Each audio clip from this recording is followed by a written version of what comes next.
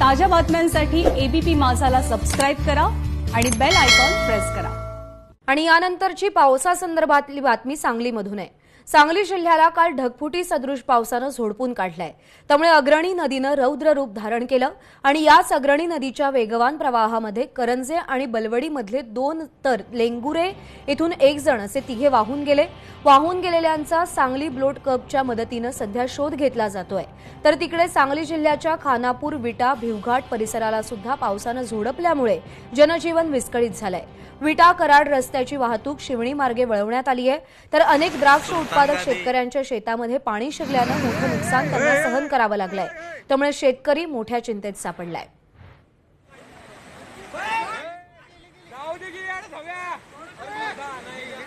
तर राज्यभरात जो परतीचा पाऊस सुरू झालाय त्याचा मोठा फटका पश्चिम महाराष्ट्राला सुद्धा बसतोय। सांगली जिल्ह्याला काल ढगफुटी सदृश पावसानं झोडपून काढलंय। त्यामुळे अग्रणी नदीनं रौद्र रूप धारण केलं आणि याच अग्रणी नदीच्या वेगवान प्रवाहात करंजे आणि बलवडी मधले 2 तर लेंगरे इथून 1 जण असे तिघे जण वाहून गेले। वाहून गेलेल्यांचा सांगली बोट क्लबच्या मदतीनं सध्या शोध घेतला जातोय। तर तिकडे सांगली जिल्ह्याच्या खानापूर, विटा, भिवघाट परिसराला सुद्धा पावसानं झोडपल्यामुळे जनजीवन विस्कळीत झालंय। विटा कराड रस्त्याची वाहतूक शिवणी मार्गे वळवण्यात आली आहे। तर अनेक द्राक्ष उत्पादक शेतकऱ्यांच्या शेतात पाणी शिरल्यानं मोठ्या नुकसानाला त्यांना सामोरं जावं लागतंय।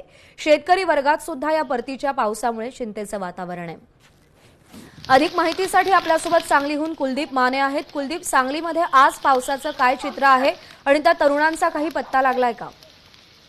प्रज्ञा, काल आपण सुलतानगडे गावाजवळील गुहागर विजापूर मार्गावरील जे अग्रणी नदीचं पात्र होतं त्या पुलावरचं जे दृश्य होतं ते आपण पाहिलं। त्यातूनच अग्रणी नदीनं कालच रौद्र रूप धारण केलं होतं अशी परिस्थिती होती आणि जवळपास 3 जण या ठिकाणी रात्री वाहून गेल्याची माहिती होती आणि कवठेमंकाळ तालुक्यामधील मोरगाव ते या भागामध्ये एक 9 प्रवासी एका जीप पलटी झाली होती। त्यामधील 8 लोकांना वाचवण्यात आल्याची माहिती मिळते, मात्र 1 जण वाहून गेल्याची देखील माहिती आहे। तर अशा पद्धतीनं अग्रणी नदीनं या 3 खानापूर, तासगाव आणि कवठेमंकाळ या तालुक्यामध्ये रौद्र रूप धारण केलेलं दिसून येतंय। आज सकाळपासून या ठिकाणी ढगाळ वातावरण आहे, मात्र ज्या पद्धतीने इशारा दिलेला आहे आणखी काही दिवस पावसाचा, त्यामुळे साहजिक शेतीचं एकीकडे नुकसान होतंय आणि अशा पद्धतीनं ढगफुटी सदृश्य पाऊस होत असल्यामुळं मोठ्या प्रमाणात नुकसान आहे आणि सर्वत्र या ठिकाणी जिल्ह्यातली जनजीवन विस्कळीत झाल्याचं चित्र आहे। कुलदीप, धन्यवाद दिलेल्या सगळ्या सविस्तर माहितीसाठी।